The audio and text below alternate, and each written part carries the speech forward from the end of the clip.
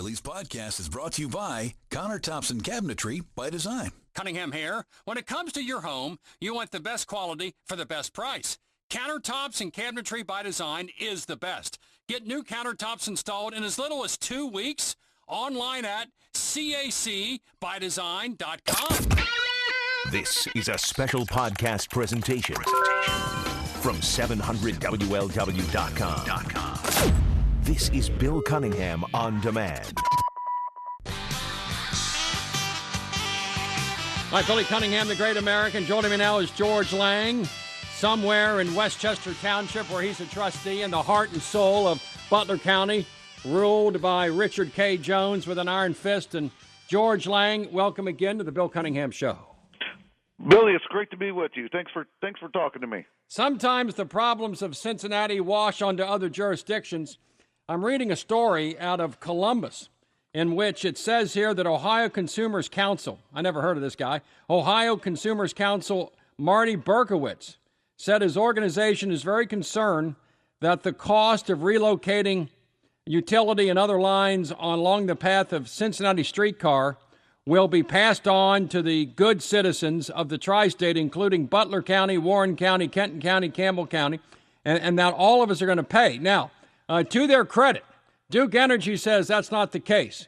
But the Consumer Council makes the point that Duke Energy has one pot of money with money coming in and money going out.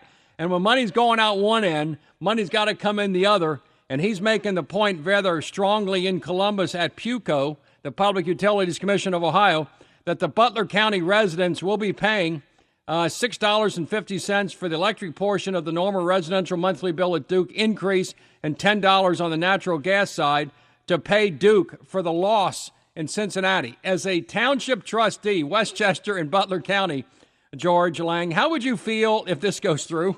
Well, if that's true, I would be appalled and very disappointed, and I would do my best to fight it. I mean, that if you take that $16.75 per month charge, Willie, you multiply it by about 22,000 homes in Westchester. There's actually closer to 23, but let's just be conservative. You come up with $368,500 a month, $4.4 million a year. This is nothing more but a tax on the citizens of Westchester through cost shifting, which government is famous for, right? Every time they decrease, the federal government decreases its funds for Medicaid, the private hospitals don't eat that. They just shift the cost to people with insurance. So this is nothing more than a cost shift, an invisible tax increase to the citizens of Westchester without any benefit coming back to Westchester as a result of this expenditure. When I talk to City of Cincinnati leadership, they tell me that's good with them. Number one, city residents don't have to pay it all. But number two, I'm told by the leaders of Cincinnati, I don't want to mention names, that the residents of Kenton County, Boone County, Campbell County, Switzerland County, Butler County, Claremont County, Warren County, all you folks use Cincinnati anyway. That but for Cincinnati, Butler County would not have its economic viability. Therefore, it's okay with them for you to pay something. How do you respond to that argument? You know, there's probably a small amount of validity in that argument. If you look at any type of a community, and I'm looking at the entire Cincinnati-Dayton corridor, and look at it as if it were a shopping mall. You need strong anchors. So we do need the city of Cincinnati to be strong. And conversely, we need the city of Dayton to be strong. If one of those two cities comes into some significant negative impact, it's going to have a negative impact on all the surrounding communities.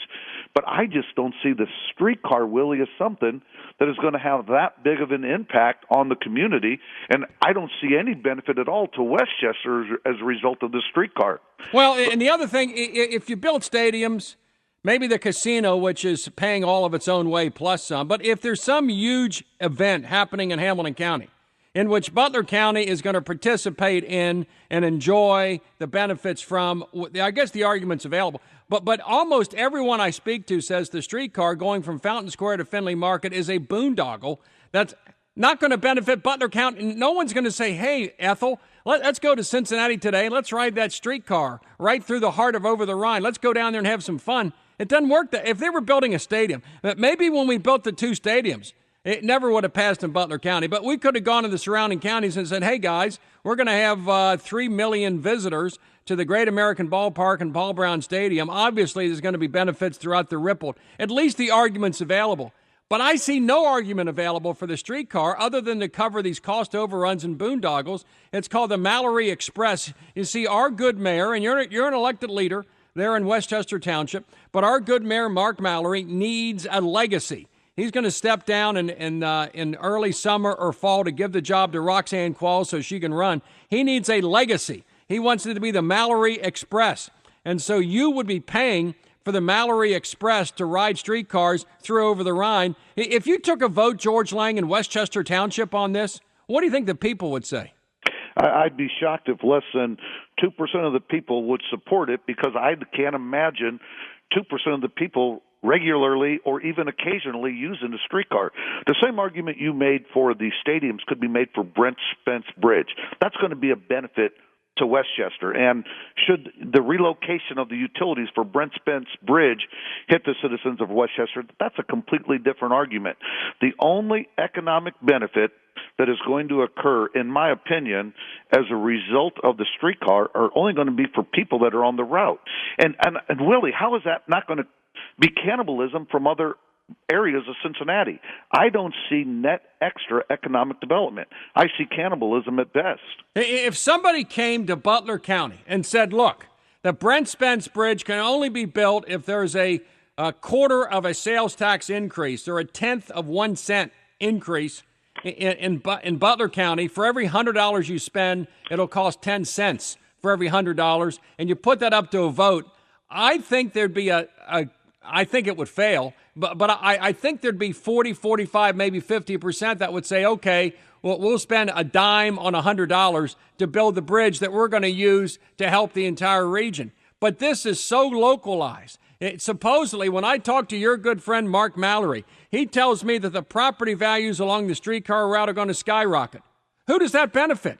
Does that help Butler County? Does that help Sycamore Township? Does that help Covington? If I talk to Mayor Karen in Covington, is she going to say, wow, that's great? A bunch of real estate speculators along the route of the streetcar is going to make a lot of money. That makes me feel good. I mean, I don't get the thinking, George. You're a public official. What if you in Westchester Township wanted to do something that was going to cost the residents of the city of Cincinnati money? What do you think they would say? I would hope that they would revolt and convince the citizens of Westchester to throw me out of office. In my opinion, Willie, the reason government's getting so much trouble is they take their eye off the ball. They take their eye off of their core competencies. And if government just focused on their core competencies, and for Westchester, it's police, fire, roads, and infrastructure, including stormwater management. For the city of Cincinnati, it wouldn't be too much more than that. If they just focused on their core competency, they could probably get by for about 60 cents on the dollar of what they're spending today. Then you have a surplus. Then you can reduce the cost of government. You want to watch business come to your community? Reduce the cost of government. Let a business come to your community for the simple reason that they can increase their profit margins just by coming. Well, lastly, let me share with you the comments of Marty Berkowitz, Ohio Consumers Counsel, in this lawsuit. Quote, this is what he says. This is a quote. The relocation cost resulting from the city streetcar project will, by law, be borne by Duke Energy Ohio customers, potentially including those customers located outside the city of Cincinnati. The lawsuit reads, quote, if the city is successful in changing the established law, the net effect could be that customers across Duke Energy Ohio's entire system would be responsible for a very substantial part of the cost of the streetcar project, unquote. And because of the proportionality of the number of Duke customers outside the city as opposed to Duke customers inside the city, 90% of the relocation cost would be borne by non-city residents. How else can you define that other than a cost shift / tax increase on people with little to zero benefit? I don't know what to say. I'm stunned. Plus, we got the news a few days ago that the city underestimated by a factor of 100% the cost of digging up the street. Instead of $40 million, it's going to be $80 million. They also are about to enter into contracts to buy 5 streetcars now before the election in November, because if Cranley gets elected, he's going to spike it, to buy those at a cost of tens of millions of dollars to put them in dry storage so that it becomes a fait accompli. And then assuming John Cranley does get elected, what do they do with the streetcars then? According to Cranley, they're going to put them on eBay and auction them. Wow. Well, I'm thankful that there are some people that, in my opinion, on this issue are on the right side. My good friend Charlie Winburn, PG Settenfield, Christopher Smitherman, and John Cranley. And John and I disagree on a lot of things, but he is very much of a fiscal conservative, and I think he's got the taxpayers' best interest on this streetcar issue. Now, lastly, George Lang of Westchester Township. This is from Liberty Township trustee David Kern. You know David Kern? Very well. Quote, this boondoggle of a streetcar thing that they're pushing down our throats, I'm 95% sure they're going to pass part of that cost to the residents of Butler County and Liberty Township. I don't think the residents of Liberty Township or Butler County would like that or approve that. It's intolerable. But the fact of the matter is, George, it's probably going to happen. You can stamp your feet. You can shout and scream.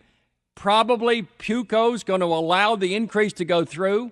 By law, Duke Energy has got to pass on the cost to its customers, and you're going to be stuck with it.